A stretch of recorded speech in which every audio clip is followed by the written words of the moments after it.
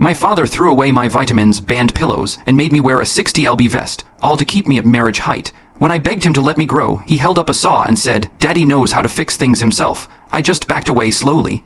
That was 14 months ago. Last night, he was dragged from a courthouse screaming, 5'4" was perfect. When I hit 5'4", my father declared I was done growing because that was the perfect height for a woman, and anything taller would ruin my life.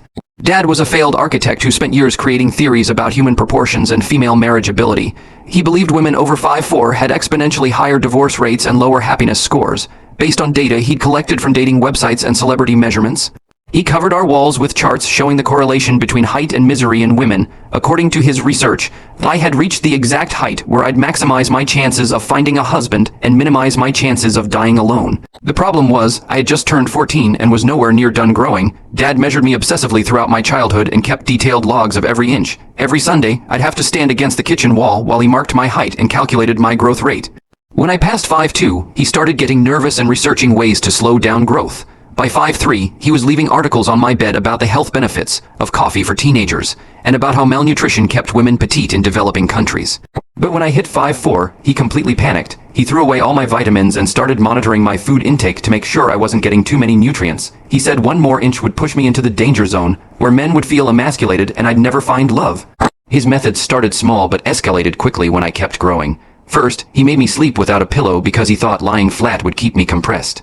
Then, he started waking me up throughout the night to do stretches that were supposed to prevent my spine from elongating while I slept. He bought special shoes with compressed soles that made me walk like I was sinking into mud.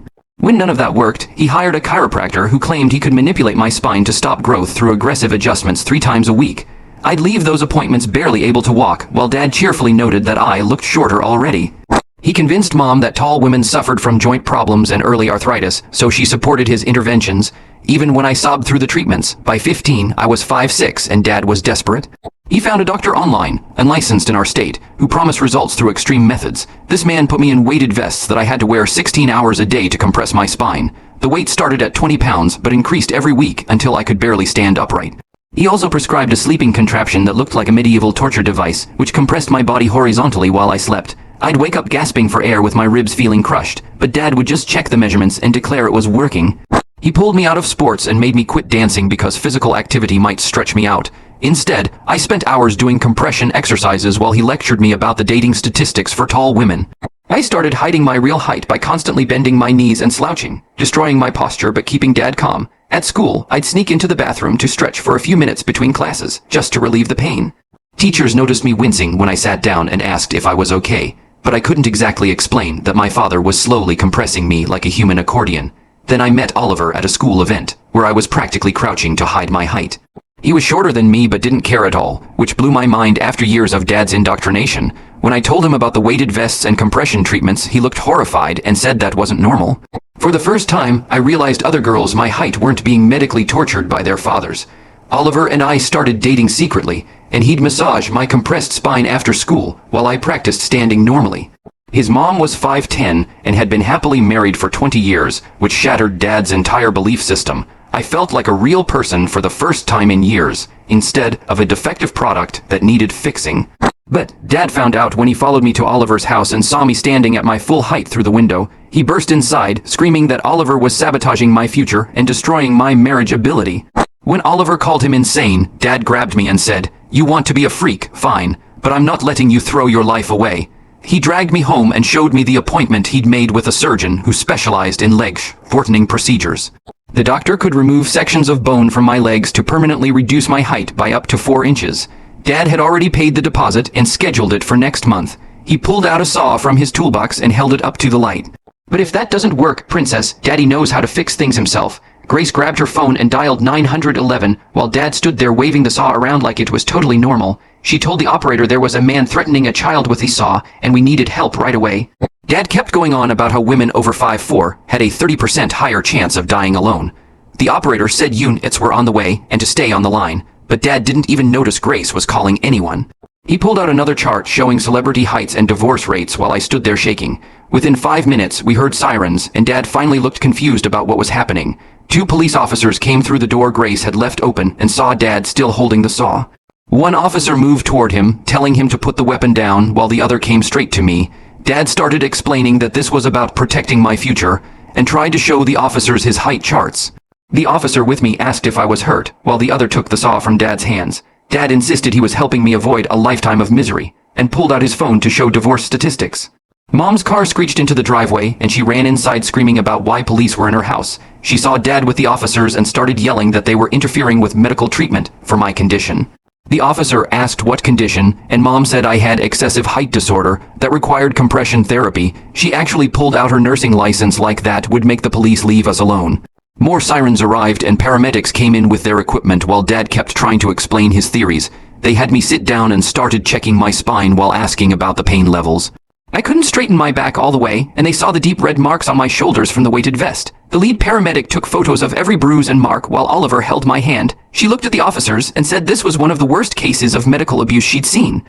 Dad heard that and started shouting that they didn't understand the science behind height and happiness. A woman from Child Protective Services arrived and introduced herself while Dad got more upset. She said I was being placed in emergency protective custody for my safety, and Dad completely lost it. He screamed that the state was ruining my chances at happiness and destroying my marriage ability. Mom tried to show the CPS worker her nursing credentials and explained that she supervised all treatments. The CPS worker just looked at the bruises on my shoulders and said, "That's not medical care." Grace stepped forward and offered to be my temporary guardian, since Oliver and I were already close. The CPS worker said they discussed that after I got medical attention at the hospital. They loaded me into the ambulance while Dad shouted statistics about tall women's suicide rates from the driveway. 3 hours later at the hospital, they took X-rays of my whole spine and skeleton. The radiologist kept making worried sounds as she looked at the images on her computer screen. She showed me 3 vertebrae that had compression fractures from all the weight I'd been carrying. My growth plates showed stress damage that she said came from the constant pressure on my bones. The medical staff started filling out mandatory reporting forms about child abuse while I waited in the hospital room. Later, Grace helped me try to stand up completely straight for the first time in 2 years. My muscles shook, and tears ran down my face from both the pain and the relief. Grace sat next to me and told me how kids made fun of her height in school, but she found love anyway. She said my father's theories weren't science, just abuse dressed up with charts and graphs. Detective Sarah Wilson from the Crimes Against Children unit came to interview me the next day. A child advocate sat with us while the detective recorded everything I told her about the treatments. I showed her photos Oliver had secretly taken of the bruises from the weighted vests over the past month. She asked for the name of the unlicensed doctor, and I told her it was Dr. Nathan Koslov. The detective wrote everything down and said they'd be investigating him along with my parents. The next morning, Grace brought me clothes from the store that actually fit my real height. Oliver came before school, and we walked in the hospital garden where I practiced standing upright. My muscles trembled from years of forced hunching, but Oliver said I looked beautiful at my real height. He told me his whole family wanted to help and that his dad was a lawyer who could assist with the legal stuff. At the CPS office later, they explained that the emergency custody hearing was scheduled for tomorrow. Dad's height charts met reality when the cops showed up, and suddenly his saw-based problem-solving didn't seem quite as scientific as those divorce statistics he kept waving around. The social worker said Dad had already hired an attorney, claiming this was just a parenting philosophy difference. Mom had aligned with Dad and filed a statement that she supervised all treatments as a medical professional. The social worker recommended I stay with the Martinez family based on their home evaluation. Grace took me to get my things from home with a police escort the next day. Dad had covered every single wall with new printouts about tall women's suicide rates and career failures. Mom stood in my room crying, saying they only wanted me to be happy, while pointing at all the statistics. I grabbed my clothes and school stuff, trying not to look at the compression equipment still in the corner. The officers started opening Dad's desk drawers while Grace helped me pack. He pulled out 3 thick binders labeled with my name and birth year. Inside were pages and pages of measurements written in Dad's tiny handwriting. Every single day for 3 years had an entry with my morning height, evening height, food intake, and compression session notes. The officer's eyes widened as he flipped through them. Dad had tracked everything, including when my period started, and noted how he increased the compression weights that week because puberty might make me shoot up faster. There were charts showing optimal calorie amounts to slow growth without causing obvious malnutrition.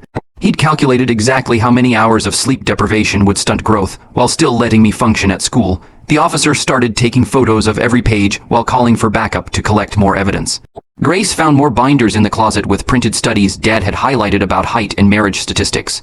The compression device was still attached to my bed frame, with leather straps and metal bars that looked like something from a horror movie. The officer measured it, took photos from every angle, and made notes about the rust stains on the straps. That night at Grace's house, I couldn't fall asleep in a normal bed. My body kept expecting the crushing pressure that had been there every night for years.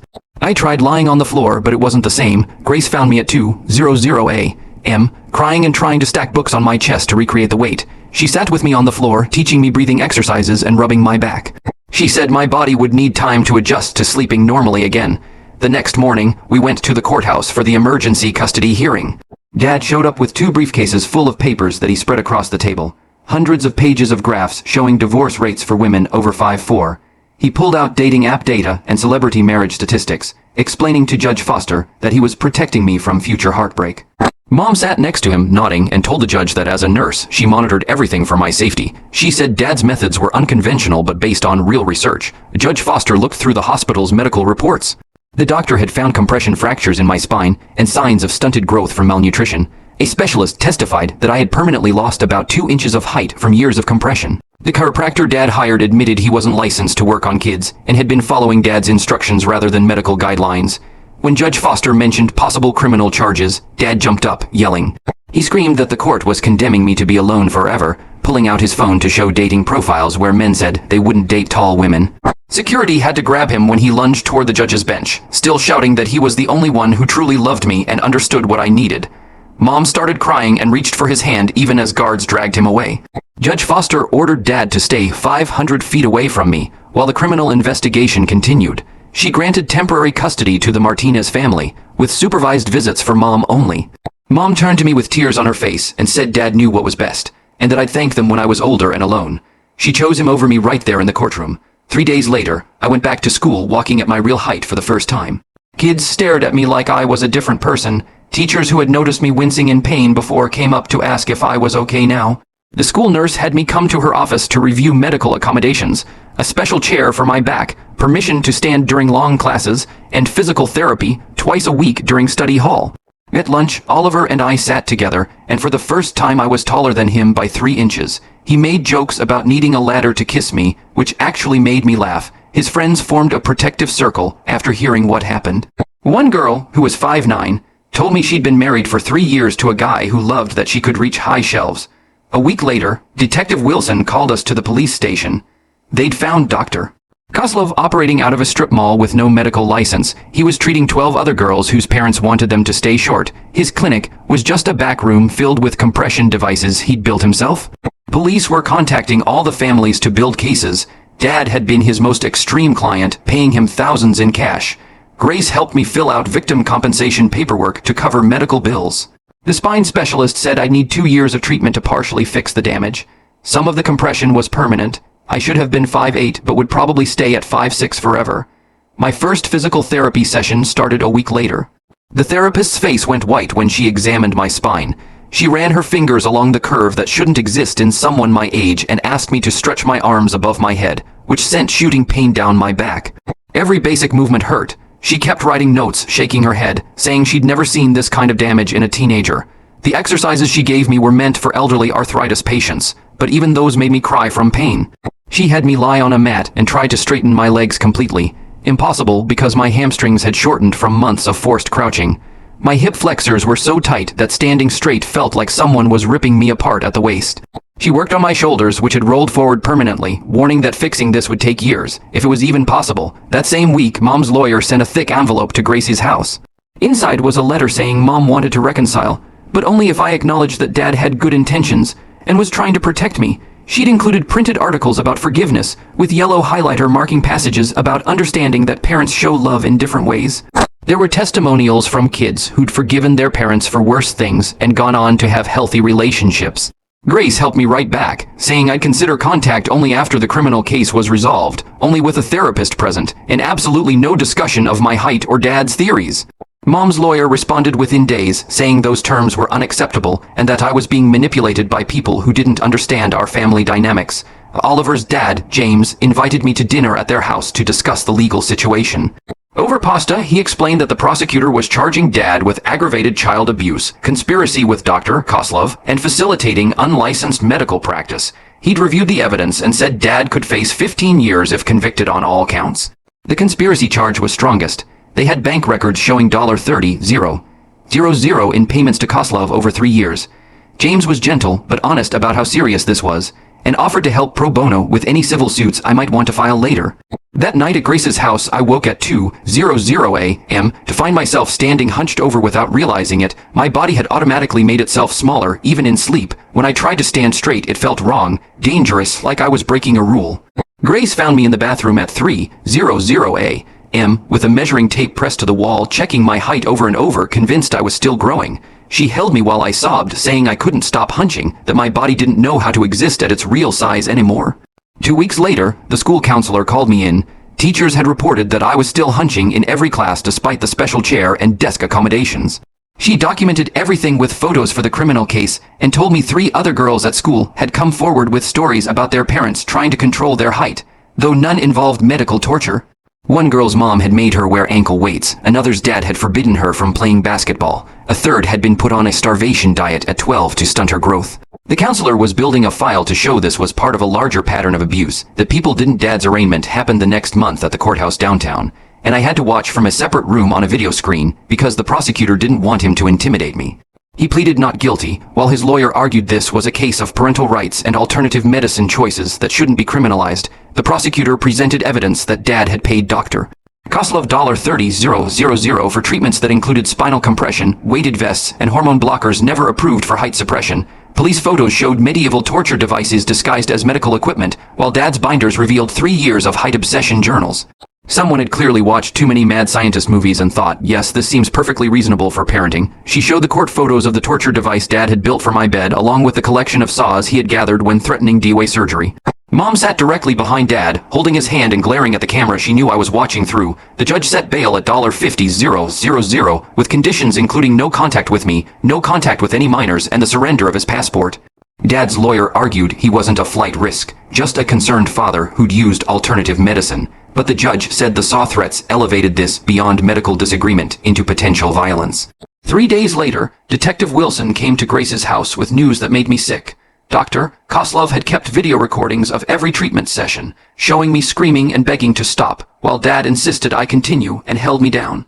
Footage was evidence, but it also meant strangers would watch my torture in court, and I had to decide whether to allow its use. Detective Wilson said it would strengthen the case significantly, but she understood if I couldn't handle people seeing me that vulnerable. I sat there shaking while she explained that 12 hours of footage existed, showing the escalation from basic compression to extreme torture over 3 years. Grace took me shopping the next day to find clothes that actually fit my real body, instead of the baggy things I'd been hiding in. In the dressing room, I completely broke down seeing myself at full height in the 3-way mirror, because every outfit looked wrong on the frame Dad had convinced me was too tall. Nothing felt right, and I kept automatically hunching to make myself smaller in every reflection. Grace reminded me that Dad's voice telling me I was too tall wasn't the truth, but it was so deep in my head I couldn't shut it off. Oliver organized a dinner the following week with 3 tall girls from school who wanted to support me. Sarah was 6'1" and played basketball with colleges already recruiting her. Emma was 5'10" and showing off her engagement ring from her boyfriend, who was 5'8". Melissa was 5'11" and had just gotten into medical school. They shared stories about loving their height and how they'd never had trouble dating or being happy. Sarah said her boyfriend was 5'9" and loved that she could reach high shelves. Emma's fiancé had fallen for her at a dance where she was taller than him in heels. They showed me pictures from prom and homecoming where they stood proud at their full height, with shorter dates who didn't care at all. I realized Dad had cherry picked his statistics and ignored millions of happy tall women living normal lives. The next week, CPS called us into their office, where the social worker sat behind a desk covered with papers and told us Mom had filed for custody. She pushed a stack of documents across the table, Mom's nursing license and a letter from a therapist saying she'd been under Dad's control and couldn't stop him.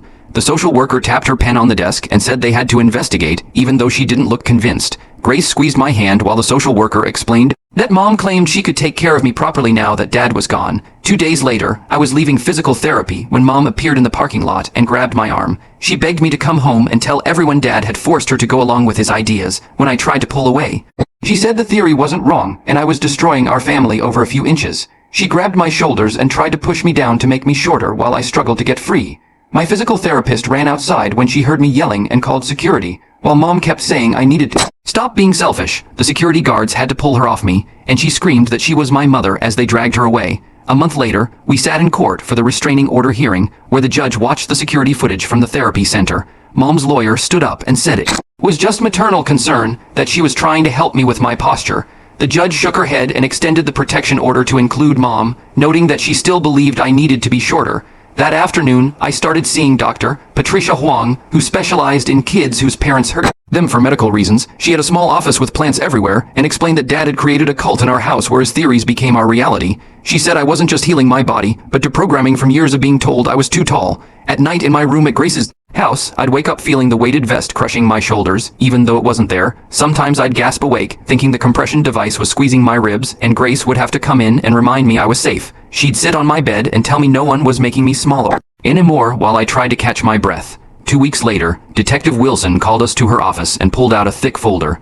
She said they'd interviewed Dr. Koslov's other patients and found 3 families pressing charges. One girl, who is 18 now, had started treatment when she was 10 and her spine never grew right. The detective showed us medical reports saying the girl would never stand up straight and would need surgery for the rest of her life. My stomach dropped when she said there were probably more victims they hadn't found yet. The next morning at school, the office called me down because a package had arrived for me. Inside were ankle weights and a note in Dad's handwriting, saying they were for when I realized he was right. The principal checked the security cameras and saw Dad in the parking lot at dawn, dropping off the box. Police arrested him at his motel room, where they found the walls covered with news articles about height and dating statistics. At his bail hearing, the judge revoked his bail for violating the restraining order.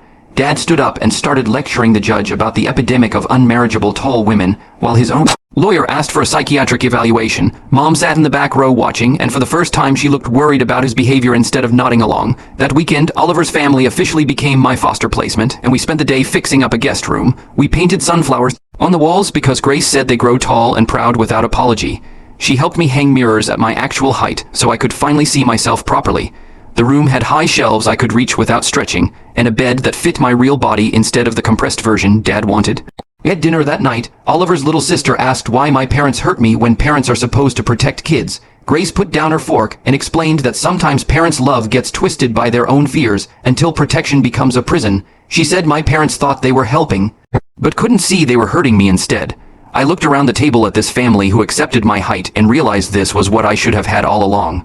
3 weeks passed before Detective Wilson called with news that made my stomach drop. Dr. Koslov had been arrested in Arizona, running the exact same height suppression scheme on 3 other teenage girls whose parents had found him through online forums where people discussed managing their children's development. She said investigators discovered dozens of these forums with thousands of parents sharing tips about compression techniques and unlicensed doctors who would perform dangerous procedures without asking questions.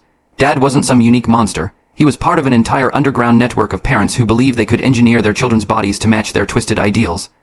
Prosecutor assigned to our case met with us the next day in a conference room that smelled like old coffee and explained they were charging Dad with aggravated child abuse, conspiracy, and terroristic threats for the SAW incident. If convicted, he faced 15 to 20 years in prison, which seemed both too long and not nearly enough for what he'd done to my body. They offered Mom a plea deal to testify against him in exchange for probation, but she refused immediately, saying she would stand by her husband because his intentions were good, even if his methods were extreme. The medical evaluation for trial evidence took 6 hours at the county hospital, where they ran every test imaginable on my compressed spine. The MRI showed permanent disc damage between 3 vertebrae, early onset arthritis in my lower back, and nerve compression that would likely require surgery before I turned 30. The specialist looked at the images and shook his head, explaining that Dad hadn't just stolen inches from my height. He'd stolen decades from my health, since I'd be dealing with chronic pain and mobility issues for the rest of my life. Oliver took me to winter formal 2 weeks later, and for the first time in years, I wore heels that made me stand 5'11" in photos. Dad would have been horrified seeing me tower over half the boys there, but Oliver he smiled proudly and said I looked perfect at any height, which was exactly what I needed to hear after years of being told I was too much. My phone rang during the dance, and Mom's sister, Catherine, was on the other end, crying and apologizing for not intervening when she suspected something was wrong. She admitted Dad had done the same thing to Mom when they first met, convincing her that her 5'5" height made her barely acceptable, and that she was lucky he wanted to marry someone so tall. The pattern went deeper than I'd realized, and suddenly, Mom's compliance made more sense if she'd been programmed from the beginning to believe Dad's theories about women's bodies. Pre-trial hearings started a month later, in a courtroom packed with reporters who'd caught wind of the height suppression case. Dad's twisted theories had just become front-page news, where everyone could see his ridiculous, ruler-based reality show. Dad's lawyer argued for an insanity defense and presented thousands of pages of his research as evidence of delusion, including charts correlating female height with divorce rates and happiness scores he'd compiled from dating websites. The prosecutor countered that the meticulous planning and use of unlicensed doctors showed Dad knew what he was doing was wrong. Otherwise, he wouldn't have kept it secret or threatened me when I tried to resist. Mom took the stand for the defense, claiming Dad's theories made sense given society's preference for petite women and that she'd only been trying to help by monitoring my treatments for safety. Under cross-examination, she broke down and admitted she never reported the compression fractures visible on my X-rays from 2 years ago, even though, as a nurse, she knew they indicated abuse. The judge ruled Dad competent to stand trial after the psychiatric evaluation showed a personality disorder but not legal insanity, since he understood the consequences of his actions. He just believed his ideology superseded the law. The trial date was set for 3 months out and Mom was banned from contacting me during the proceedings, which felt like losing her all over again. Even though she'd chosen Dad over my safety, I joined the volleyball team at school once my back healed enough to play, and for the first time, my height was actually an advantage instead of something to hide. My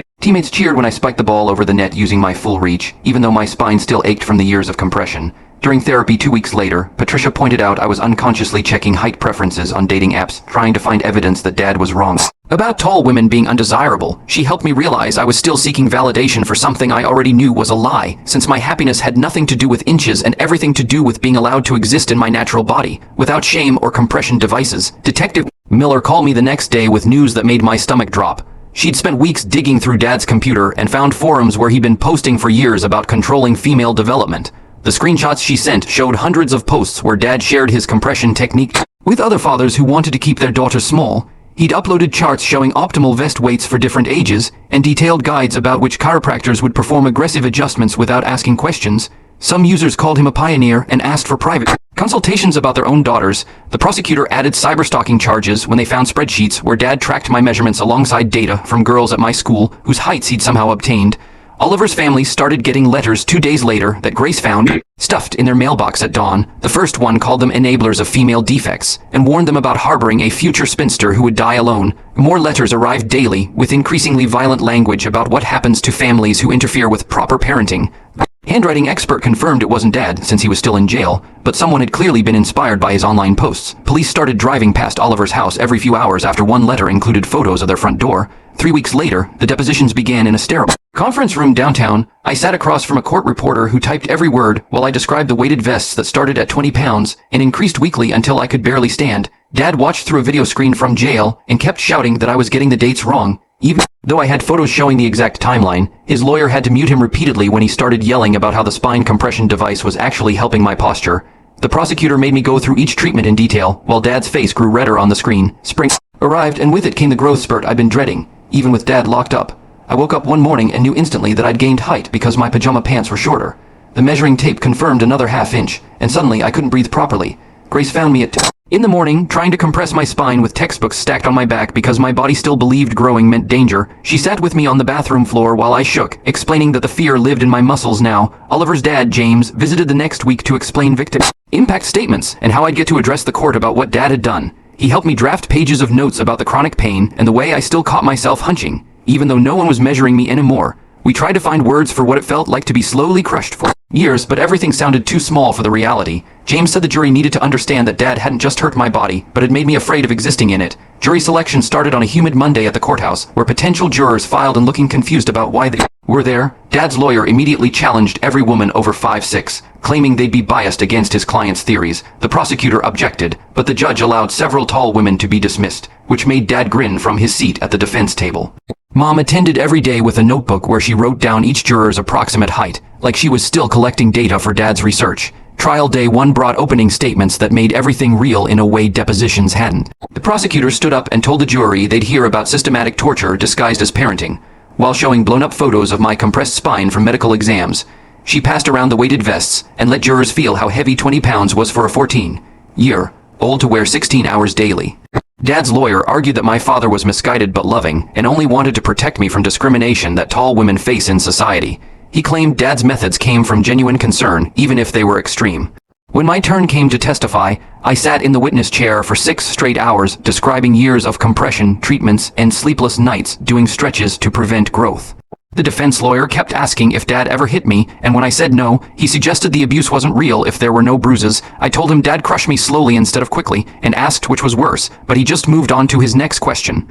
During cross-examination, he pulled out Dad's statistics and asked if I knew the divorce rate for women over 5'8". The prosecutor objected immediately, but several jurors looked thoughtful, like they were actually considering the data might be relevant. Mom nodded from the gallery, as if statistics proved everything Dad had done was justified. Dr. Koslov appeared on a video screen from federal prison, where he was being held for practicing without a license. He admitted Dad was his most dedicated client, and that he knew the compression treatments were causing damage to my spine and ribs. He claimed Dad threatened to report him to authorities if he refused to increase the weight of the vests, which made both men point fingers at each other through their respective screens. The judge called Oliver to the stand next, and my stomach twisted into knots watching him walk up there in his best shirt, one his mom had ironed 3 times that morning. His hands shook as he raised them for the oath, and I could see the prosecutor giving him an encouraging nod before starting with easy questions about how we met. Oliver described finding me hunched over behind the gym crying from pain of the weighted vest, and how he'd helped me take it off for just a few minutes of relief. His voice cracked when he told them about the bruises. Across my ribs and shoulders, where the straps had dug in, I still carried the marks. I begged him not to tell anyone. The prosecutor asked about the saw, and Oliver went quiet for a moment before describing how Dad had held it up during dinner, explaining his backup plan if the surgery didn't work.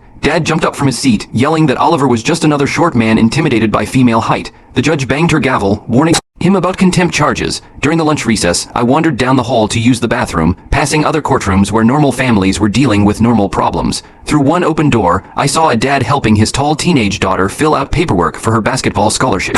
While she bounced excitedly in her seat, the sight of him proudly measuring her height on the form while she grinned made something crack inside me. I ran to the bathroom, where Grace found me sobbing against the sink. She held me while I shook, and I kept repeating that it wasn't fair. She just rubbed my back and said, "She knew, baby." She knew. After lunch, Mom took the stand wearing her best nurse scrubs, as if she were going to work instead of defending child abuse in court. The prosecutor showed her my X-rays on the big screen and pointed to the compression fractures in my spine. Mom sat there calmly, explaining she'd been monitoring everything for safety. She insisted that some discomfort was expected for results, and that she'd given me pain medication when needed. Like drugging your kid to endure torture was normal parenting. One juror actually leaned back in her chair with her hand over her mouth, while Mom kept talking about acceptable risk levels and long-term benefits. Mom seemed completely unaware of the horror on everyone's faces as she explained how she'd measured my spine curvature weekly to track the compression progress. The medical experts came next, with laptops and charts showing the permanent damage to my body in clinical detail that made it real in a way Dad's theories never could. Mom switching between taking notes on juror heights and defending medical torture in her nurse scrubs took professional development to new criminal levels nursing school definitely didn't cover in their ethics classes. They explained I had early onset arthritis at 16 and would likely need spinal fusion surgery before I turned 40 because of the compression damage. The worst part was when they said I'd never reach my genetic height of 5'8", because the compression during my crucial growth years had stolen those inches forever. My body had adapted to being crushed, and now, even without the vests, I'd never stand as tall as I was meant to be. On day 5, Dad's character witnesses testified via video link from various basements and home offices around the country.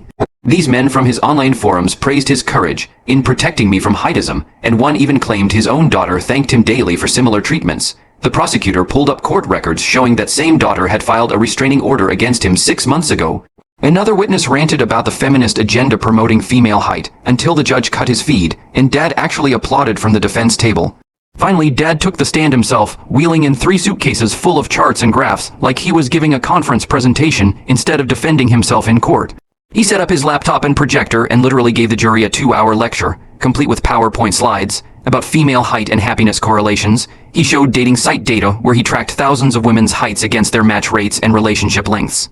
He pulled up celebrity divorce statistics organized by height and suicide rates for women over 5'10" that he'd compiled from news articles. Not once did he look at me or show any sign he understood why everyone was staring at him in horror. He called himself a pioneer in preventive parenting, and said future generations would thank him for his research into optimal female proportions. Under cross-examination, things got even worse. Dad admitted he'd never consulted real doctors because they were part of the system promoting female growth. He said the saw threat was just hyperbole, born from love. When the prosecutor showed him my X-rays with the fractures, he said they were worth preventing a lifetime of rejection. Grace testified next as my foster mother, describing how she'd found me curled up in the closet my first night because beds felt too exposed after months of compression devices. She told them about my night terrors, waking up gasping and clutching at invisible vests around my chest.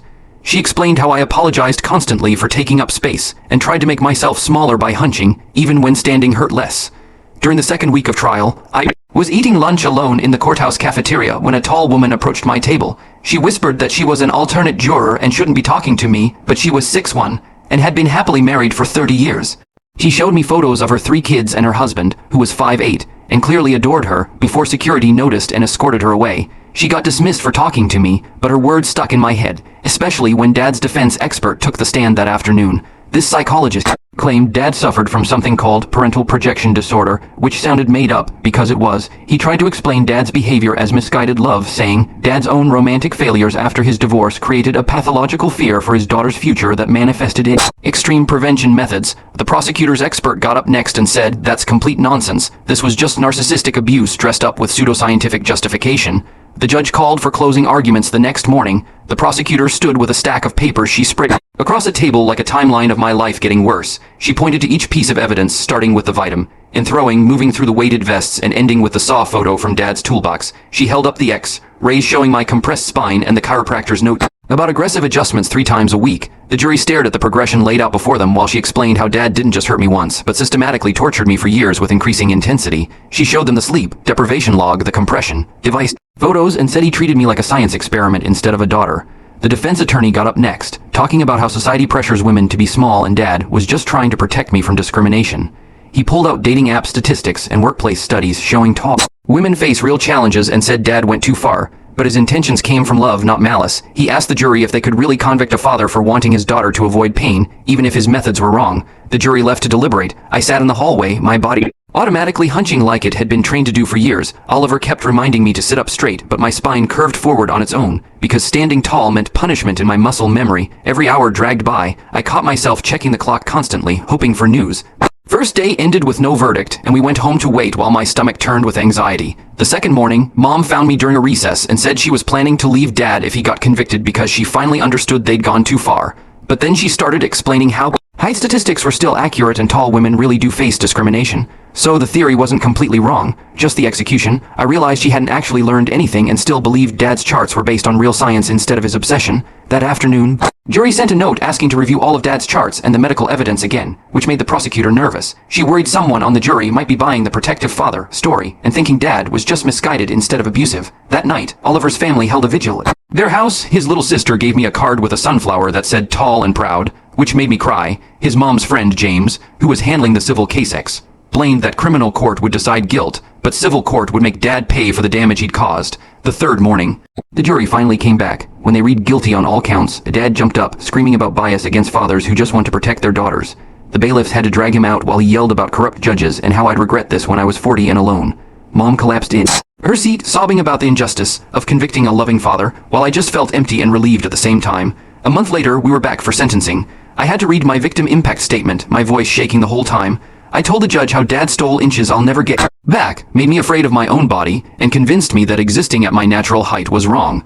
I explained that what he called love was really control through torture, and I'd spend years trying to undo the damage he caused. Dad got his turn to speak and immediately pulled out new charts, showing how my future prospects had declined since his arrest. According to his calculations, he claimed I'd die alone and childless because I refused his help. And the judge had to cut him off when he started ranting about female height correlations. The judge noted his complete lack of remorse and sentenced him to 18 years with possible parole in 12+. He had to register as a child abuser and pay all my medical costs. As the officers dragged him away, he was still shouting that I'd thank him when I was 40 and alone, and quoting statistics about unmarried tall women. The courtroom doors hadn't even closed behind him when Mom pushed through the crowd toward me, papers clutched in her hand. She grabbed my arm and pulled me aside while everyone was still processing what had just happened. Her face looked different without Dad around, softer maybe, but her eyes still had that calculating look I'd learned to fear. She shoved divorce papers at me and said she wanted to rebuild our relationship now that Dad was gone, but then added, I would have been happier at 5'4". The words hit me like a slap, and I realized she'd never change, never stop believing his theories, even after everything. Grace stepped between us immediately and told Mom I was perfect at any height before steering me away from her toxic presence. 2 weeks later, I sat in another doctor's office, this time with a real spine specialist who gasped when he saw my X-rays. He ran his finger along the screen showing me where the compression had damaged nerves and created bone spurs that would need surgical removal. The surgery could happen in summer and might give me back an inch of height, but I'd never reach my natural 5'8". It was something, though, more hope than I'd had in years of being crushed and compressed. Dr. Kozlov's federal trial happened faster than expected, and he stood in court pleading guilty to everything they charged him with. He got 8 years federal time and named Dad as the architect of the entire compression protocol, which made the prosecutor's eyes widen. Worst part came when he revealed Dad had been developing a manual to sell to other parents who wanted to control their daughters' heights. Spring arrived, and Oliver convinced me to go dress shopping for the formal, even though the thought made my stomach clench. In the store, I automatically Reached for flats and loose dresses that would hide my body like I'd been trained to do. The saleswoman suggested heels, and I actually started shaking until Oliver reminded me I was allowed to take up space. Now, recovery wasn't just about fixing my spine. It was about unlearning years of making myself small in every way possible. Dad's PowerPoint presentation about optimal female proportions in criminal court might be the most creative defense strategy I've ever seen fail this badly. Nothing says I'm innocent quite like bringing 3 suitcases of height charts to explain why crushing your daughter's spine was actually smart parenting for the modern world. The civil trial started with Mom's lawyer arguing that marital assets shouldn't pay for parenting decisions, which made several jury members visibly angry. My lawyer presented Mom's own nursing notes where she documented my injuries without ever reporting them to authorities. The evidence showed she'd chosen Dad over my safety every single time there was a choice to make. The jury came back with a verdict of $3 million in damages against both my parents. The house would be sold, Dad's pension garnished, and Mom's nursing wages would be attached for years to pay the judgment. Mom screamed about being punished for supporting her husband, but the judge cut her off and noted she'd repeatedly chosen him over her daughter's safety. A month later, I stood at a podium in front of hundreds of doctors at a medical conference about recognizing hidden abuse. When I showed the compression device photos, the entire room gasped, and several doctors admitted they might have missed the warning signs. One doctor stood up and said, "We need to listen when children say they're in pain instead of dismissing them." Graduation day arrived, and I wore 3-inch heels that made me stand 5'9", again for the first time since Dad started crushing me. Oliver held my hand as we walked across the stage, while Dad's mother sat in the audience crying and apologizing for not intervening. She'd known his height obsession was concerning, but never said anything another adult who failed to protect me. The college acceptance letter came with a full scholarship for volleyball and academics, my height listed as an asset by the coach. I cried reading it because Dad had been wrong about everything. My height had opened doors instead of closing them. Oliver joked about visiting his tall girlfriend at university, which made me laugh for the first time in months. 6 months later, I lay on a surgical table while doctors worked for 7 hours to decompress my nerves and remove the bone spurs. Grace and Oliver waited with James and his sister, who'd become like family to me during the trial. Even Mom sent a card, though she couldn't resist mentioning she was dating someone who appreciated petite women. The surgery took longer than expected, but when I woke up, the surgeon told me they'd successfully decompressed all the damaged nerves, and I'd gained back 3/4 of an inch already. My spine would need a full year of physical therapy, but without this intervention, I would have been in a wheelchair by 35, according to the scans.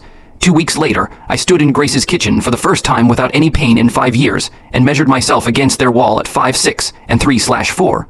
Not the 5'8" I should have been naturally, but taller than Dad ever wanted me to be. Grace helped me mark the line with a smiley face instead of the grim measurements Dad used to record.